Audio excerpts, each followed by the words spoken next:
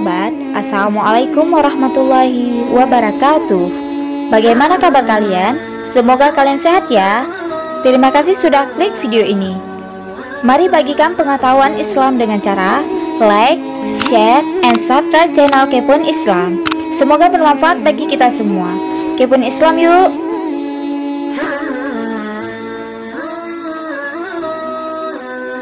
Makhluk mitologi selalu berkaitan dengan asal-usul suatu tempat atau bangsa yang diceritakan sebagai dongeng, legenda, atau cerita rakyat tentang makhluk yang berbeda dengan manusia, baik dari segi fisik maupun kemampuannya.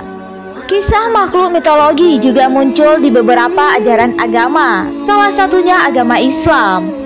Makhluk mitologi Islam ini diceritakan dan pernah disebutkan dalam kitab suci Al-Quran dan beberapa hadis. Akan tetapi, dalam ajaran agama Islam, ketika kisah mitologi ini bersinggungan dengan akidah, maka harus diyakini dalam bentuk keimanan. Lantas, seperti apa saja makhluk mitologi yang pernah disebut dalam kitab suci Al-Quran dan hadis Rasulullah SAW? Berikut 5 makhluk mitologi unik dalam Islam. 5. Burak.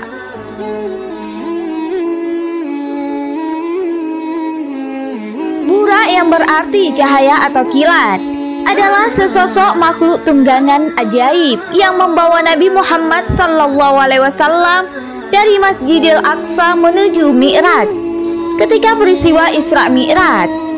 Makhluk ini diciptakan Allah terbuat dari cahaya. Dilihat dalam kamus bahasa, maka kita akan menemukan istilah burak yang diartikan sebagai binatang kendaraan Nabi Muhammad SAW. Dia berbentuk kuda bersayap kiri kanan. Dalam pemakaian umum, burak itu berarti burung cendrawasih, yang oleh kamus diartikan dengan burung dari surga atau bird of paradise. Sebenarnya burak itu adalah istilah yang dipakai dalam Al-Quran dengan arti kilat, termuat surat Al-Baqarah ayat 19.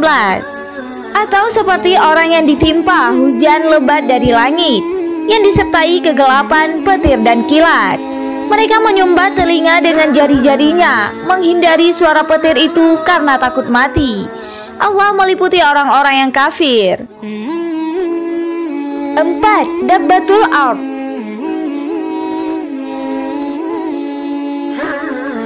Dabbatul Ard adalah sebuah frasa yang berarti binatang buas atau monster yang muncul dari perut bumi. Dalam Islam, binatang ini sebagai salah satu tanda sebelum datangnya hari penghakiman. Binatang ini akan keluar di kota Mekah dekat Gunung Safa. Setelah peristiwa matahari terbit dari barat, ia akan berbicara dengan kata-kata yang fasih dan jelas. Dabbatul Ard ini akan membawa tongkat Nabi Musa dan cincin Nabi Sulaiman. Ibnu Juraiz mengatakan bahwa Ibnu Zubair menjabarkan binatang ini dengan rinci. Kepalanya seperti kepala kerbau, matanya seperti mata babi, telinganya seperti telinga gajah, tanduknya seperti tanduk rusa jantan, lehernya seperti leher burung unta, dadanya seperti dada singa, warna kulitnya seperti warna kulit harimau, panggulnya seperti panggul kucing, ekornya seperti ekor biri-biri jantan, dan kakinya seperti kaki unta. Di antara sepasang persendiannya sejarak 12 ukuran garis lurus. Allah berfirman dalam surat An-Naml ayat 82, "Dan apabila perkataan telah jatuh atas mereka, kami keluarkan sejenis binatang melata dari bumi yang akan mengatakan kepada mereka bahwa sesungguhnya manusia dahulu tidak yakin kepada ayat-ayat kami." Abu Dawud At-Tayalisi mencatat dari Abu Hurairah, Nabi Muhammad SAW bersabda, "Binatang ini akan muncul dari perut bumi dan akan membawa tongkat Musa dan memakai cincin Sulaiman. Ia akan memukul hidung orang kafir dengan tongkat itu dan akan mengusap wajah orang beriman sehingga cerah dengan cincin itu. Sehingga mereka makan bersama, mereka akan saling mengenali orang yang beriman dan yang kafir." Hadis riwayat Muslim. 3. Ya'juj dan Ma'juj.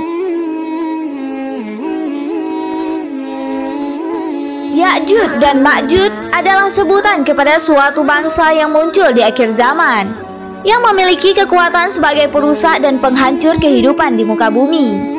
Kisah tentang kaum ini terdapat dalam ajaran agama Yahudi, Kitab Perjanjian umat Kristen, dan kitab suci umat Islam, Al-Quran. Mengenai sekelompok manusia Ya'juj dan Ma'juj dalam tradisi religius digambarkan dalam istilah yang ambigu atau tidak jelas. Ada yang menyebutnya sebagai bentuk manusia, makhluk berbentuk raksasa, suatu bangsa atau negeri. Ya'juj dan Ma'juj juga muncul dalam banyak mitos dan cerita rakyat di banyak negara. Ya'juj dan Ma'juj adalah dua bangsa yang sangat besar jumlahnya. Mereka masih keturunan Adam, sebagaimana dijelaskan dalam hadis Sahih Bukhari dan Muslim. Walaupun mereka dari jenis manusia keturunan Adam, namun mereka memiliki sifat khas yang berbeda dari manusia biasa. Ciri utama mereka adalah perusak dan jumlah mereka yang sangat besar hingga ketika mereka turun dari gunung, seakan-akan air bah yang mengalir. Tidak pandai berbicara dan tidak fasih, bermata kecil atau sipit, berhidung kecil, lebar mukanya, merah warna kulitnya, seakan-akan wajahnya seperti perisai dan sifat-sifat lain. Allah berfirman dalam surat Al-Anbiya ayat 96-97, hingga apabila dibukakan tembok Ya'juj dan Ma'juj, dan mereka turun dengan cepat dari seluruh tempat yang tinggi, dan telah dekatlah kedatangan janji yang benar atau hari berbangkit, maka tiba-tiba terbelalaklah mata orang-orang kafir. Mereka berkata, "Aduhai, celakalah kami, sesungguhnya kami adalah dalam kelalaian tentang ini, bahkan kami adalah orang-orang yang zalim." 2. Angkok.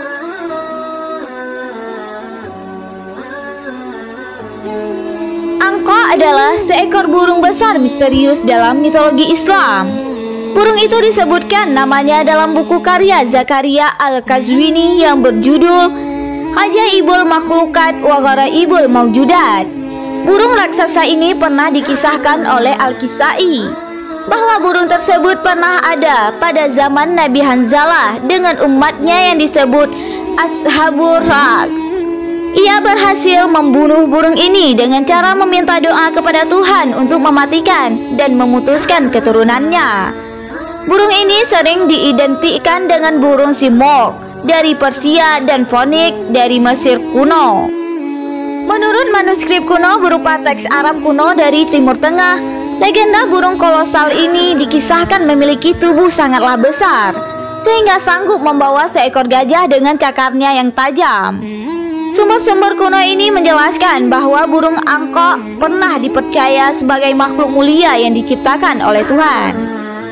Al-Kisai mengisahkan bahwa burung ini tinggal di sebuah gunung tinggi yang bernama Gunung Falaj. Apabila burung itu terbang, maka ia sanggup menutup matahari seperti awan. Bulunya memiliki warna yang sangat banyak, lehernya seperti leher unta. Memiliki 4 sayap, 2 panjang serta 2 lagi ukurannya lebih pendek. 1. Karkadan.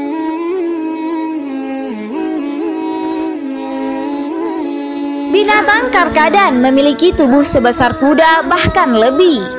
Tubuhnya berwarna putih, kepalanya merah gelap, dan matanya berwarna biru. Mereka punya tanduk sepanjang 1,5 kaki di kepalanya. Debu yang berasal dari tanduknya bisa menyembuhkan segala jenis racun. Dasar dari tanduknya berwarna putih, bagian atasnya tajam dan berwarna keunguan, sedangkan di tengahnya berwarna hitam. Konon katanya, barang siapa meminum air atau anggur dari tanduknya akan sembuh dari segala penyakit dan akan kebal dari segala jenis racun. Makhluk mitologi ini sangat kuat, tidak ada seekor hewan pun yang bisa menandingi kehebatannya. Ibnu Battuta dalam perjalanannya menyebut badak di India adalah karkadan. Karkadan adalah binatang yang sangat kejam, dapat mengusir binatang sebesar gajah. Ia akan melawan gajah dan membunuhnya, kemudian akan mengangkatnya di atas kepala menggunakan tanduk. Subhanallah, sudah menjadi rahasia Allah Subhanahu wa Ta'ala menciptakan makhluk-makhluk ini, yang mana hanya segelintir orang yang pernah melihatnya.